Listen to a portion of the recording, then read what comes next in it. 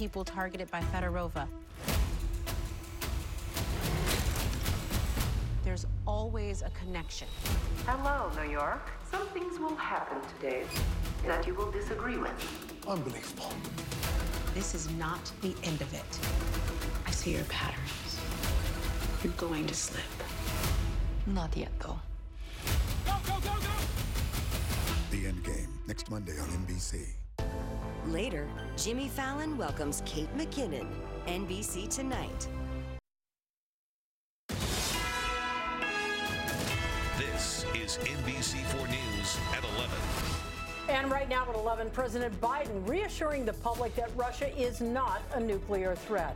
Meantime, Russian forces are sending a new convoy into Ukraine, pushing toward the capital city of Kyiv. Tonight, where do talks or negotiations stand? Good evening, everyone. I'm Colleen Williams. And I'm Carolyn Johnson. Chuck is off tonight. We're also streaming right now on Roku, Fire TV, and Apple TV. Here's the latest on the invasion of Ukraine. According to U.S. intelligence agencies, Russian President Putin is growing frustrated by his military struggles there. He's reportedly expressing unusual bursts of anger at people in his inner circle and may double down on violence. New satellite photos show a convoy of Russian forces north of Ukraine's capital, stretching for 40 miles. The International Criminal Court says it will open an investigation into whether Russia has committed war crimes against humanity.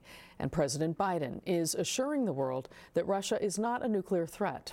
Crowds here in Southern California are still protesting, demanding the invasion come to an end.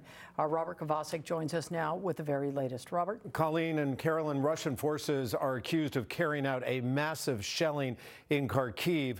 Reports of dozens killed, hundreds wounded. One Ukrainian official says this horror must be seen by the whole world.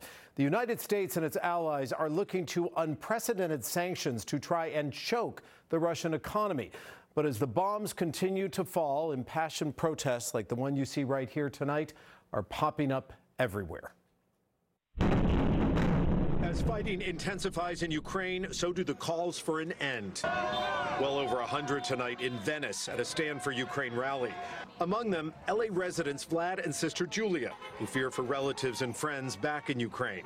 We're all waiting until the morning, the sun rises over there to call the friends and families and ask if they're okay, if they made it through the night.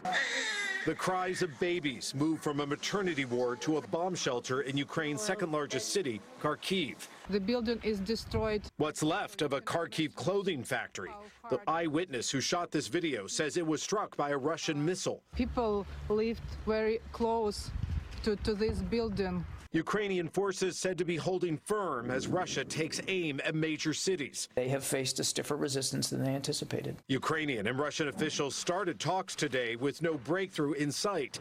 After Putin put his country's nuclear deterrent forces on high alert, the Biden administration seeking to lower the temperature. Mr. President, should Americans be worried about nuclear war? No.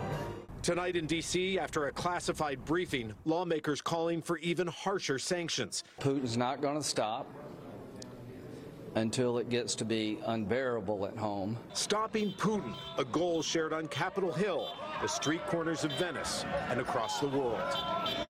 The U.S. and its allies are sending more weapons to support Ukraine and rolling out tougher sanctions against Russia's central bank. It is the latest in a global economic assault that sent the Russian currency plummeting to record lows.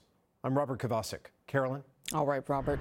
The head of the UN Refugee Agency says more than 500,000 people have fled Ukraine, many escaping to neighboring Poland. Tonight, a Woodland Hills man is headed to Poland to help the refugees there. Hetty Chang is live at LAX for us with more on his one-man mission. Hetty. Carolyn, that's right. Mark Webb told me tonight he's really not the type of person to just sit at home and watch what was happening. And so he booked himself a hotel room and a flight to Poland. I grabbed another jacket. I've got my backpack. Mark Webb says he's traveled to Europe many times before, but packing for his first humanitarian mission is a bit different. I have a bag full of over 200 Cliff Bars. I went and bought, something individually wrapped that I could hand out. Webb will travel alone to Poland tomorrow morning. Once he lands, he says he plans to drive to the Ukraine-Poland border